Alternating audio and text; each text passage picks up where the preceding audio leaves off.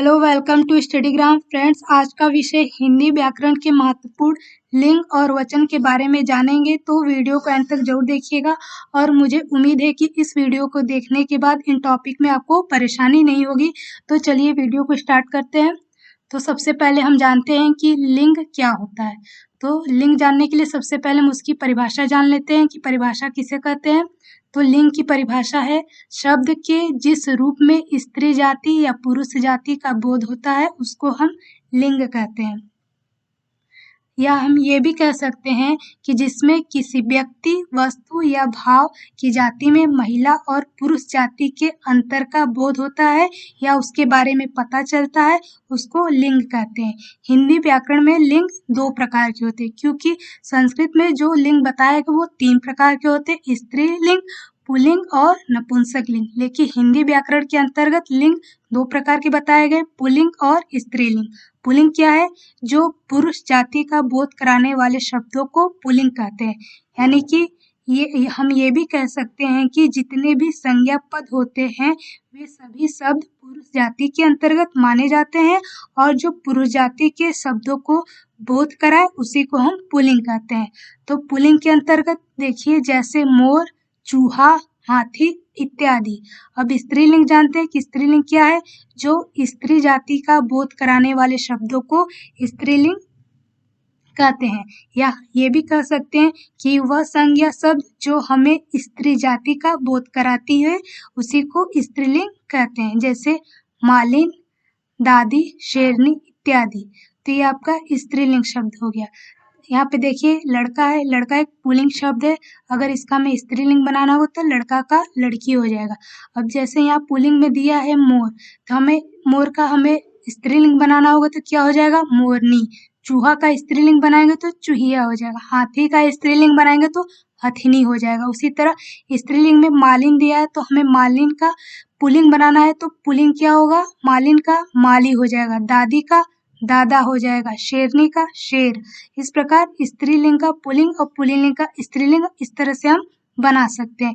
जो ये पुल्लिंग और स्त्रीलिंग होते हैं ये एक दूसरे के विपरीत होते हैं। चलिए लिंग समझ गए, अब हम लोग जानते हैं कि वचन क्या होता है।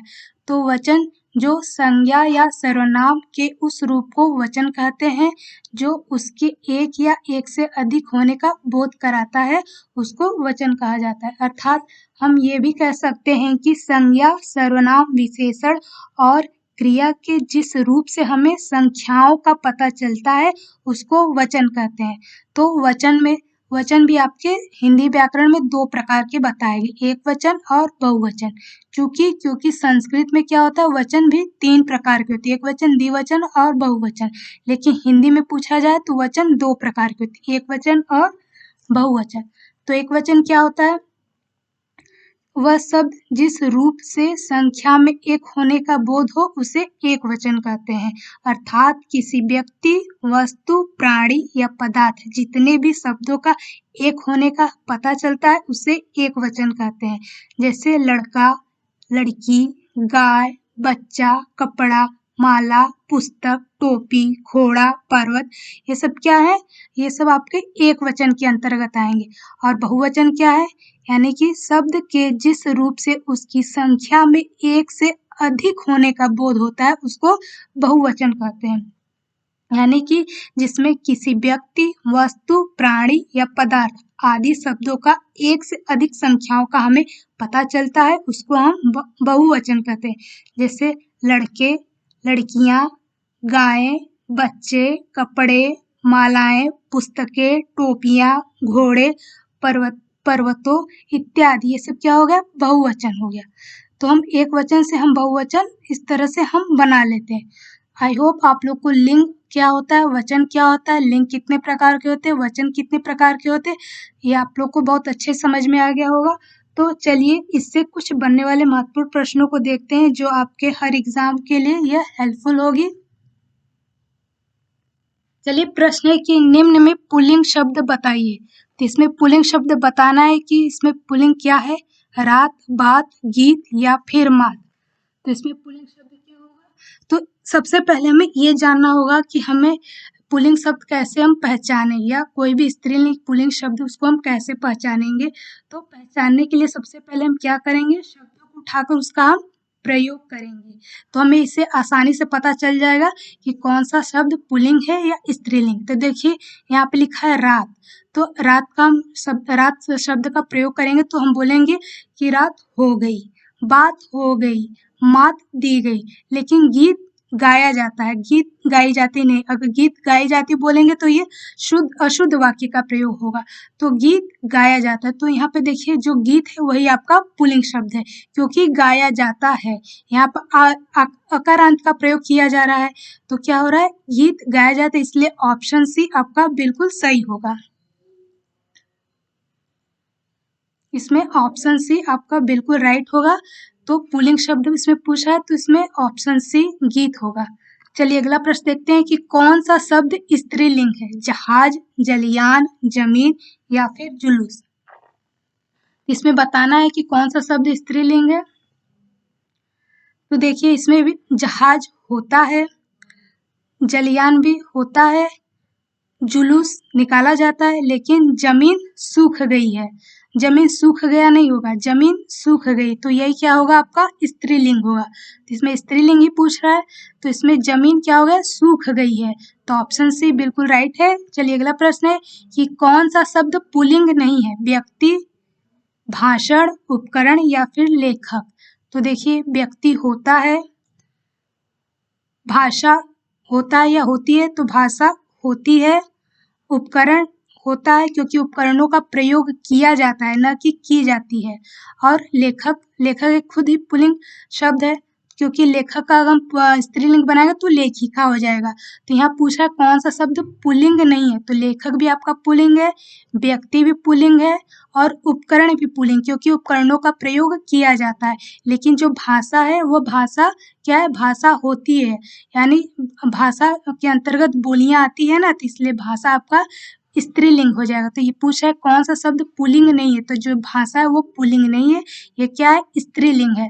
तो ऑप्शन सी बिल्कुल सही है, आपका बिल्कुल राइट है कि भाषा जो है वो स्त्रीलिंग के अंतर्गत आएगा। चलिए अगला प्रश्न है कि इनमें से पुल्लिंग शब्द कौन सा है, उम्मीद, आशा, बचपन या फिर बेकारी।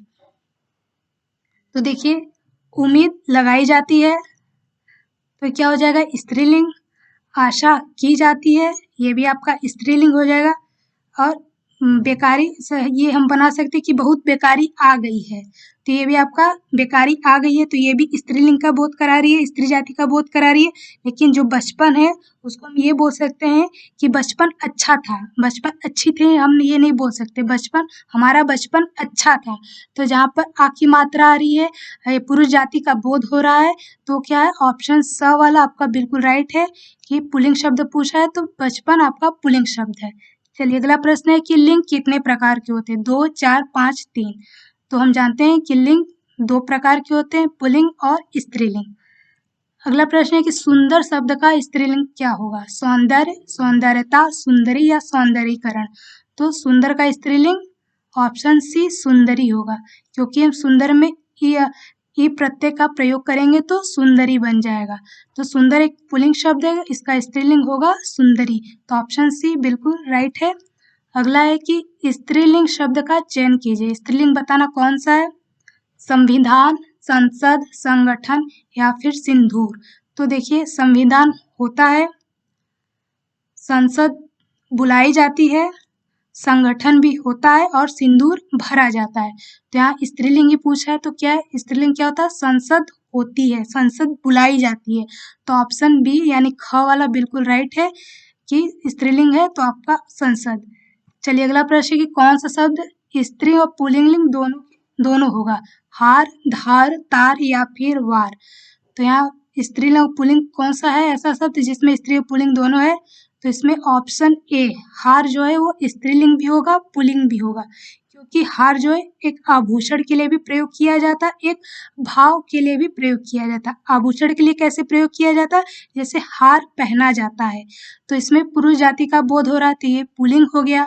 और भाव के लिए कैसे हम प्रयोग करेंगे कि हार हो गई, भाव के लिए अगर हम शब्दों का प्रयोग करें हार को लेकर, तो हमारी हार हो गई, तो हो गई क्या, एक स्त्री जाति का बोध करा है, तो ये पूछ रहा है कि कौन सा शब्द स्त्री पुल्लिंग लिंग दोनों है, तो ये जो हार शब्द लिखा है ये पुल्लिंग के अंतर्गत भी आएगा और स्त्रीलिंग के भी अंतर्गत आएगा। तो इसलिए ऑप्शन ए बिल्कुल सही है। जो ये धार, तार, वार ये सब तीनों क्या है आपके पुल्लिंग शब्द, पुल्लिंग के अंतर्गत है, क्योंकि धार दिया जाता है, तार जल गया, वार किया जाता है, तो ये सब पुल्लिंग के अंतर्गत आ जाएगा। और जो ये हार शब्द है वो स्त्रीलिंग और पुल्लिंग दोनों के अंतर्गत आएगा। चलिए अगला प्रश्न है कि बाल शब्द का स्त्रीलिंग क्या होगा, बालिका, वाटिका, बाला या फिर बलि। तो बाल शब्द का स्त्रीलिंग क्या हो जाएगा, ऑप्शन सी बाला हो जाएगा। बाल में आप प्रत्यय हम लास्ट में अंतिम में बाल में आप प्रत्यय लगा देते तो बाला हो जाएगा। बाल पुल्लिंग शब्द है, इसका स्त्रीलिंग बाला होगा, ऑप्शन सी बिल्कुल राइट है।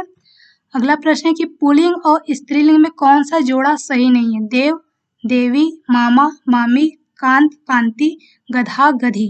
तो यहाँ पे देखिए कौन सा जोड़ा सही नहीं पूछा है, तो देखिए ये भी सही है, देव देवी होगा सही है, मामा मामी होगा, गधा गधी होगा। लेकिन जो कांत और कांति लिखा है यही गलत है, क्योंकि कांत क्या, कांत का अर्थ होता है प्रिय, तो यहाँ कांति जो लिखा है यही गलत, क्योंकि कांत का अगर हम स्त्रीलिंग बनाएंगे तो कांता हो जाएगा, तो प्रिय का कैसे होगा, प्रिया हो जाएगा। इसी तरह कांत का कांता होगा, न कि कांति होगा। तो ये जोड़ा कौन सा सही नहीं, तो ऑप्शन सी यही गलत है, तो ऑप्शन सी आपका बिल्कुल राइट आंसर होगा।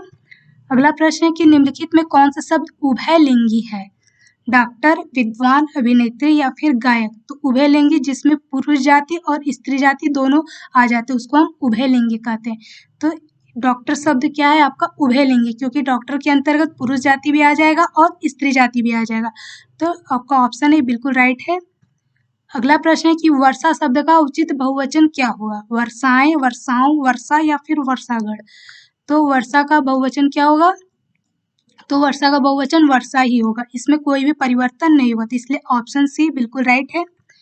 अगला प्रश्न है कि आगरा का बहुवचन क्या होगा, आगरे, आगरो, आगरे या फिर बहुवचन नहीं होगा, तो इसका राइट आंसर क्या है आगरा का, तो ऑप्शन डी, आगरा का बहुवचन नहीं होगा, क्योंकि आगरा क्या है एक व्यक्तिवाचक संज्ञा, इसलिए व्यक्तिवाचक संज्ञा एक हमेशा एक वचन में प्रयोग किया जाता है, तो इसलिए आगरा क्या है एक बहुवचन ही शब्द है।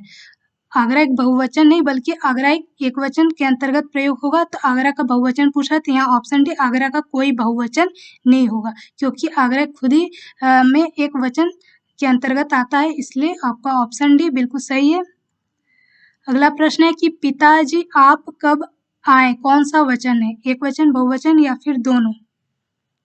इसमें बताना है कि पिताजी में कौन सा वचन होगा, तो इसमें बिल्कुल आपका ऑप्शन दूसरा बहुवचन होगा, क्योंकि जहाँ पर आदर सूचक या सम्मानजनक शब्दों का प्रयोग होता है वहाँ पर हमेशा बहुवचन शब्दों का प्रयोग किया जाता है, इसलिए जो आप शब्द लिखा है ये आदर सूचक वाक्य है, इसलिए आप क्या है बहुवचन शब्द है, इसलिए ऑप्शन दूसरा वाला बिल्कुल सही है।